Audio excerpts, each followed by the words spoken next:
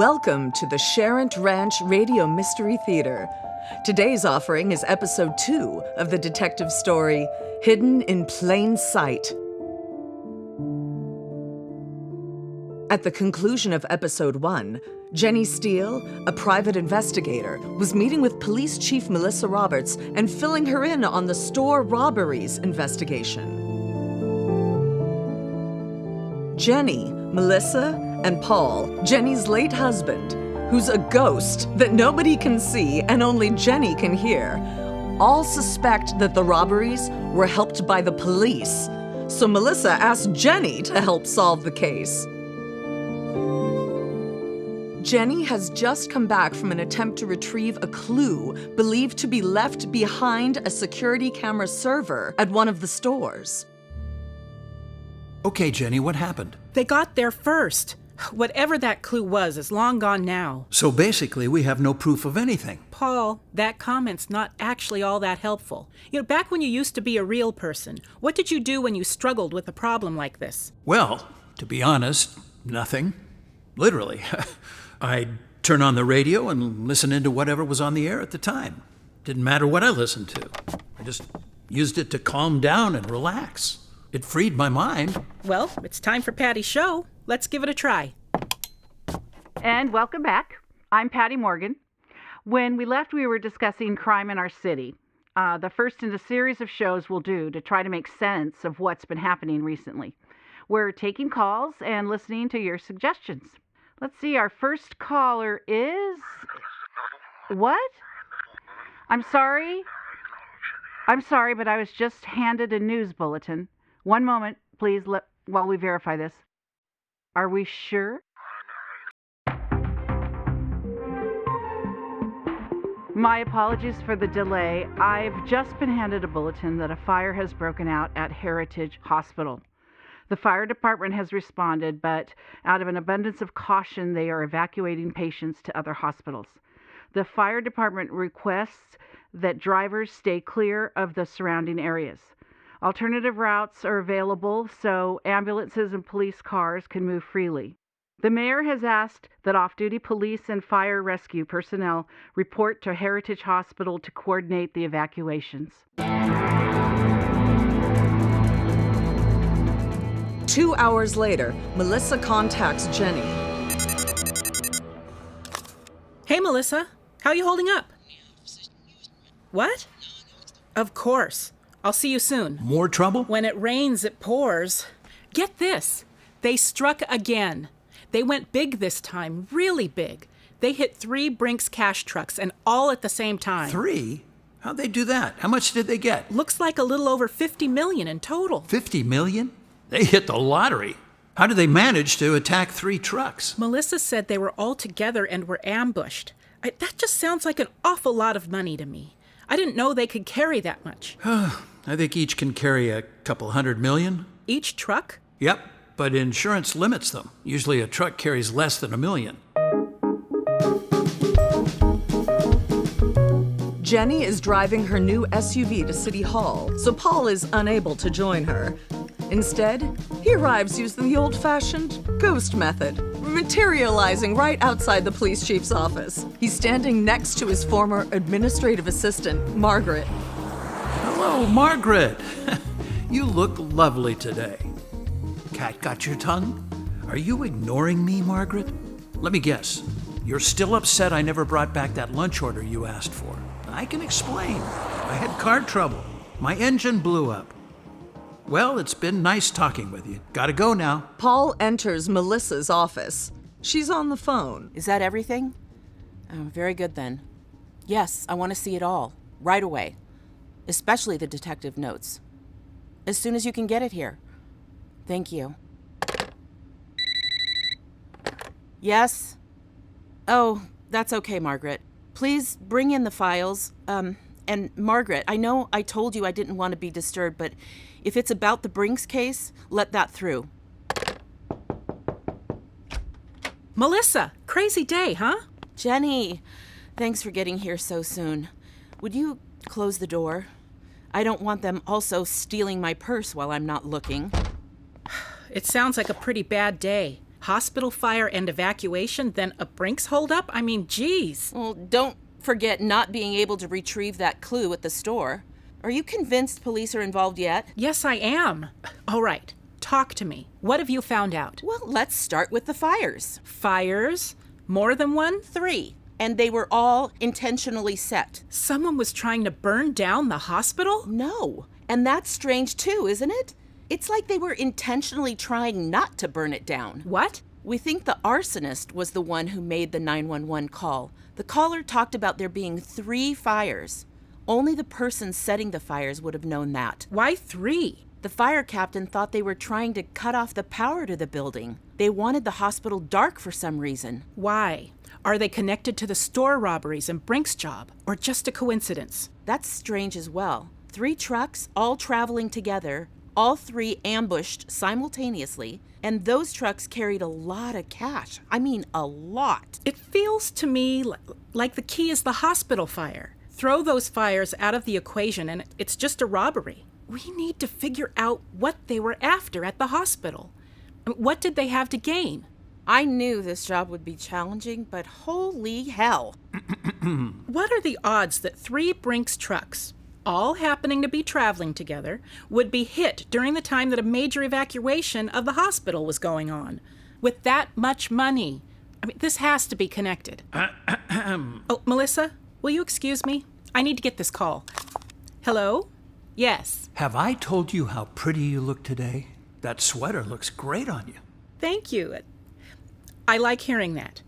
Anything else? Yes, there's something gnawing at me. Melissa happens to have the policies folder open on the computer. You need to finesse her to look at the ones for the hospital. I might be wrong, but I seem to remember that we had a policy specifically for hospitals, like how we'd support them. Got it. Thanks for letting me know. Bye. So what do we do now? We start digging. Can I use your computer? Sure. Just a moment, though. I have some policies opened up. Let me close them down. No, let's start there. The ambulances have their own sirens, so what's the point of having the police escort them to the other hospitals? Well, let me look that up.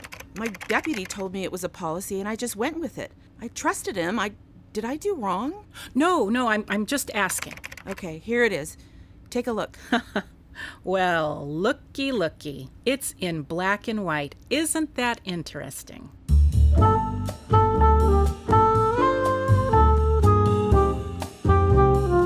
Jenni is eating lunch when an unexpected visitor shows up at her table. Hello, Jenni. Laura, this is nice.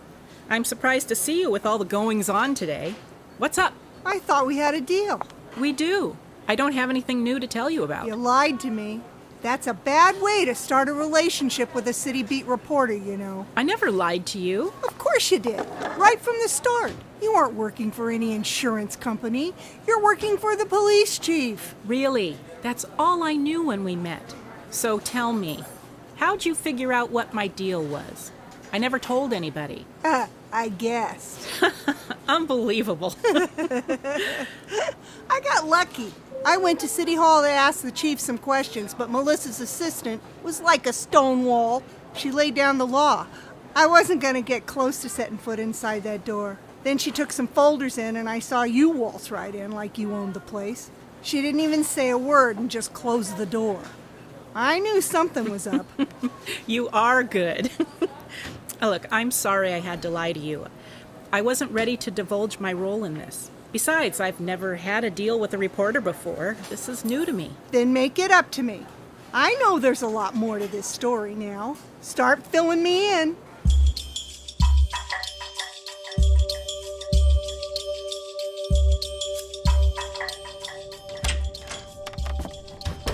Hey, cutie. Ah! I thought it was okay to talk when we're home alone. You are such a jerk. I didn't even know you were here. You never know when I'm anywhere until I make a noise. You know, I might be a ghost, but you scare the hell out of me when you scream like that. Oh, please, feel free to leave. Any time now. I think I'll keep clearing my throat from now on. You okay now? I need to catch my breath. Okay, all better. Now, why are you here? Can't I visit my favorite corporeal entity? Oh, how romantical. And no, you can't. By the way, have I mentioned I'm moving? And I don't think you've ever been there before. A pity. Well, aren't you in a mood today? What's going on? I loved you saying I was pretty earlier. I've wanted to hear that for so long. But that just reminded me that you're dead. And I started mourning again. It still hurts. I'm sorry, Jenni. I know it hurts. I just showed up to try and brainstorm a bit with you, that's all. Brainstorming would be good. I'm struggling to wrap my head around all this. And it's such a pretty head, too.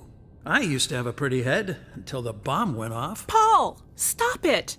That's not funny. God, you died in that explosion. Jenni, it's going to be okay, I promise. But nothing can be done about the past, right? You've got to move on now. I'm only sticking around because I want to help you. Right. Let's get to thinking again. How about you start? How about this? Doesn't the Brinks job seem wildly coincidental? How could the robbers have known the trucks would be vulnerable? They would have had to figure out somehow the route the trucks would be taking during a hospital evacuation. They also had to know there'd be no radio or cell phone reception when they hit them. I mean, that's some amazing pre-planning, don't you think? Yep. So, how'd they know all that? They didn't just get lucky, that's for sure. It's like they're in our heads. They don't seem like they depend on luck, do they? They had to know police procedures and policies, inside and out. They got help. Let's say they planned the Brinks robbery first. So what? They started the fires to support those plans? That would mean they knew hospital policy required evacuations for a loss of power. And they'd also have to know police policy required cars to escort the ambulances. Well, they'd also need to know that traffic issues would force the Brinks trucks to detour from their normal route. So, I think they were already waiting for them when they had to take an alternate path. Grudgingly, I have to admit it was brilliant. But how do we prove it? Who could give them the type of help they'd need to pull off something this complicated? We need to figure out who set the fires. Who ordered it? Didn't Melissa say that she thinks the arsonist called in the 911 report? Has anyone checked the cell phone number off the call log yet? Doubtful. It's just us. Maybe you can ghost yourself over and take a peek off the log? Have you ever been in the 911 dispatch center before? Well, no. Well, I guess that leaves you out, Casper. Casper? Well, do you have any contacts in that office? Maybe you could sweet-talk them into giving you the number. Nope, no contacts.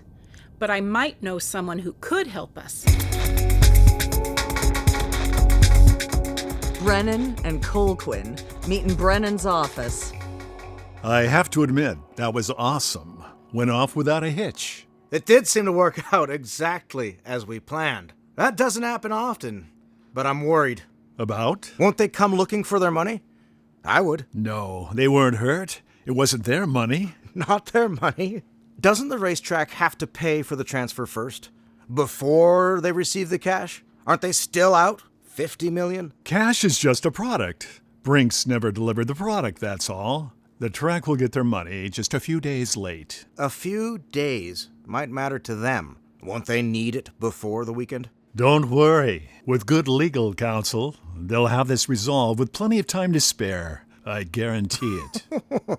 How could you possibly guarantee that? I'm their attorney. Laura shows up at Jenni's home, phone number in hand. Hey, Laura, come on in. So, what have you got for me? Here's the number. How'd you get it? I have my ways. I promised to go to dinner with my contact guy. Nice. So, was it a burner phone? Oh, yeah. And we have all the calls off of it. Really? And? Only 7 calls were made on it. Check out the repeated number. I see it. And? Do you know who that number belongs to? I give up. Who? That's Dexter Brennan's number. Care to guess who set this all up? Oh, makes sense. Oh, but all we have is a lot of circumstantial evidence. Nothing we can use in court. We need to figure out a way to flush him out. Why not let me run a story in the paper? That might do it. Maybe, but doubtful. We'd risk spilling the beans before getting him in court. You and your paper would be at risk for lawsuits. No, We need something that'll feel more threatening to him. How about running an editorial and just let some of the general information out? Get the discussion started. You know, a discussion might just work. I'm still not sold on the article idea yet, but we could have that discussion. And I know just who to contact. Okay, let me see if I got this right. You have a show you need me to put on about recent crimes. You won't divulge anything to me or allow any details to be given out on the show. The show will be boring as hell, but it could help your case. That about cover it? Yep. It's a big story, though. The biggest of your life. Once we get the bastard, you and Laura can divulge to your heart's content. But we need to script the show carefully. Yeah, And who's the bad guy? We can't say yet. Oh, of course not. We might be wrong. No sense in being sued needlessly. We're confident, though. Just cautious. You know that thing about getting sued? That's no joke. The bastard is fully capable of wreaking havoc. We need to be clever. We give out only enough basic information to be interesting without getting us sued, but enough to scare the rat. That's a fine line and a risk. I'm not all that concerned about the risk of a lawsuit. That stuff just rolls off reporters' backs. Newspapers eat lawsuits for breakfast. He won't sue. It'd out him. He couldn't allow that. You're probably right. You told me I needed some excitement in my life. Well, how about your life? Do you need some excitement? Yes, I do. How about Thursday's show? Okay, I have to admit it. That was an awesome podcast yesterday. You two were great.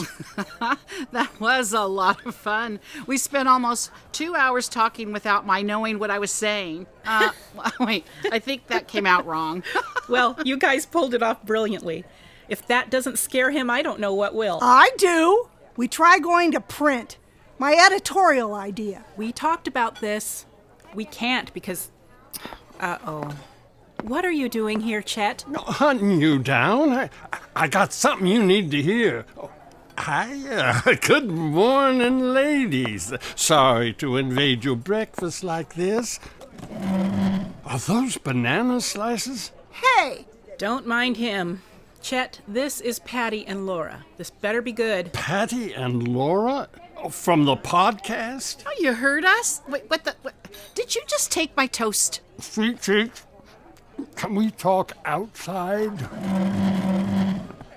He's cute. Cute? Did you smell him? I think he'd clean up nicely. I'm not sure there's enough soap for that. Uh-oh. Something's up. He's leaving and Jenni's coming back in a hurry. Hey, Jenni, can you get Laura his phone number? She wants to... Now, listen very carefully to me, both of you. Just nod to show me you understand. Good. Chet's one of my confidential informants. He just told me that a contract has been taken out on both of you. We're all getting in my car. Leave yours where it is. I'll drive us to my place for safety. Got it? Let's go, right now.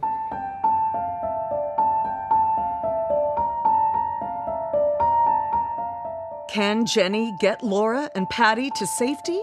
Will the contract killer's identity be discovered and the plan thwarted? Listen to Hidden in Plain Sight, Episode 3, to find out. Click on subscribe and the notification icon to be alerted of our future episodes. Hidden in Plain Sight is produced by Cherent Ranch Radio Mystery Theater, written by Jeffrey Davis and directed by Brent Keast. Jenni Steele was played by Christine Miller. Paul Steele was portrayed by Brent Keast. Craig Culp was Andrew Colquin. Scott Sebby appeared as Dexter Brennan. Patti Morgan was played by Cynthia Anthony. Michael Siebrass took the role of Chet. Melissa Roberts was played by Dori Duke. Laura Dunbar is performed by Cheryl Keast. And I'm your announcer, Kristen Saunders.